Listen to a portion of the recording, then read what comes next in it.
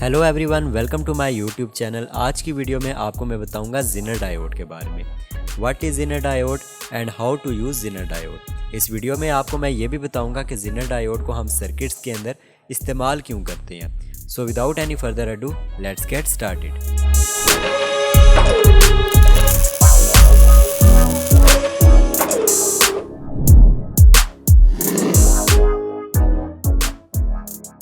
तो फ्रेंड्स, सबसे पहले बात करते हैं कि ज़ेनर डायोड होता क्या है। What is zener diode. तो ज़ेनर डायोड बेसिकली इलेक्ट्रॉनिक्स का एक ऐसा कंपोनेंट होता है जिसके दो टर्मिनल्स होते हैं। एक टर्मिनल को हम कहते हैं नेगेटिव और दूसरे टर्मिनल को हम कहते हैं पॉजिटिव।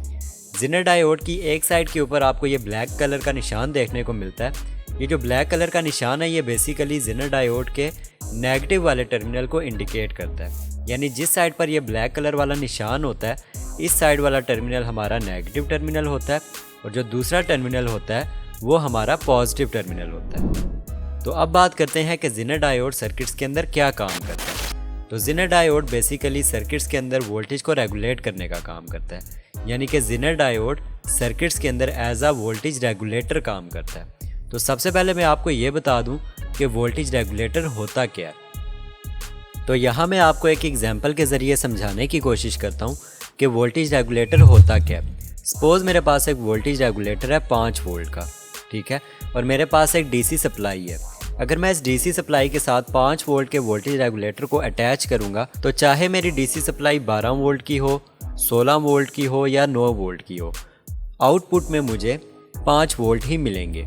सिर्फ ये शर्त होती है कि आपकी जो सप्लाई है उसके जो वोल्टेजेस हैं वो आपके रेगुलेटर से ज़्यादा होने चाहिए। यानी अगर मैंने 5 वोल्ट का वोल्टेज रेगुलेटर यूज़ किया है तो मेरी जो डीसी सप्लाई है उसकी जो आउटपुट वोल्टेज है वो 5 वोल्ट से ज़्यादा होनी चाहिए। 6 वोल्ट, 7 वोल्ट, 8 वोल्ट, जितने भी वोल्टेज होंगे उस डीसी सप्लाई के, आउटपुट में मुझे 5 वोल्ट ही मिलेंगे। यही काम होता है वोल्टेज रेगुलेटर का कि वो वोल्टेज को रेगुलेट करके आपको एक फ़िक्स वैल्यू की आउटपुट देता है। अगर 5 वोल्ट का होगा तो चाहे आप डीसी सप्लाई 12 वोल्ट की लगाएं, 9 वोल्ट की लगाएं या फिर 17 वोल्ट की, कितने भी वोल्टेज की आप डीसी सप्लाई यूज़ करेंगे, आपको जो वोल्टेज रेगुलेटर की आउटपुट मिलेगी वो 5 वोल्ट ही होगी। वो 5 वोल्ट से ज़्यादा नहीं होगी। तो कुछ इस तरह का काम ही ज़ेनर डायोड भी करता है सर्किट्स के अंदर वोल्टेजेस को रेगुलेट करने के लिए। तो अब हम देखते हैं कि किस तरह से ज़ेनर डायोड को as a voltage regulator use किया जाता है सर्किट्स में।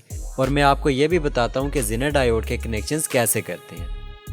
तो फ्रेंड्स, ज़ेनर डायोड जो होते हैं वो वोल्टेजेस के अकॉर्डिंग मार्केट में अवेलेबल होते हैं, जिनको आप अपनी ज़रूरत के मुताबिक यूज़ कर सकते हैं। अगर आपको 5 वोल्ट डीसी आउटपुट चाहिए रेगुलेटेड तो आप 5 वोल्ट का ज़ेनर डायोड यूज़ करेंगे। अगर आपको 3.3 वोल्ट आउटपुट चाहिए तो आप 3.3 वोल्ट का ज़ेनर डायोड यूज़ करेंगे। यानी कि अपने वोल्टेजेस के अकॉर्डिंग जितनी भी आपको आउटपुट वोल्टेज चाहिए, रेगुलेटेड आउटपुट चाहिए, उतने ही वोल्टेजेस का आप ज़ेनर डायोड यूज़ कर सकते हैं। तो अब मैं आपको बताता हूँ कि ज़ेनर डायोड के कनेक्शंस कैसे करते हैं। सपोज़ मेरे पास एक 9 वोल्ट की बैटरी है और मेरे पास एक ज़ेनर डायोड है 5 वोल्ट का।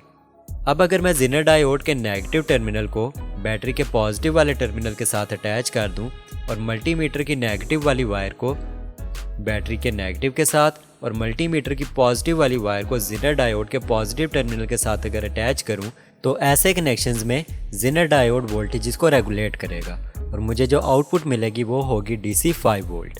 और इन कनेक्शंस को हम कहते हैं रिवर्स बायस कनेक्शन। और अगर मैं इसी ज़ेनर डायोड को उल्टा कर लगा दूँ, यानी ज़ेनर डायोड के पॉजिटिव को बैटरी के पॉजिटिव के साथ और ज़ेनर डायोड के नेगेटिव टर्मिनल के साथ मैं मल्टीमीटर की पॉजिटिव वाली वायर को अटैच करूं, तो ऐसे कनेक्शन में क्या होगा कि जितने वोल्टेज की मेरी बैटरी है, 9 वोल्ट की बैटरी है, तो मुझे 9 वोल्ट ही आउटपुट मिलेगी।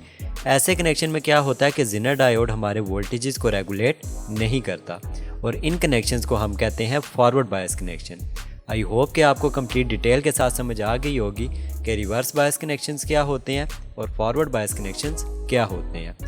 और ये भी समझ आ गया होगा कि ज़ेनर डायोड क्या होता है, ज़ेनर डायोड सर्किट्स के अंदर क्या काम करता है और किस तरह से ज़ेनर डायोड वोल्टेजेस को रेगुलेट करता है। रिवर्स बायस कनेक्शंस में ज़ेनर डायोड वोल्टेजेस को रेगुलेट करता है और फॉरवर्ड बायस कनेक्शंस में ज़ेनर डायोड वोल्टेजेस को रेगुलेट नहीं करता।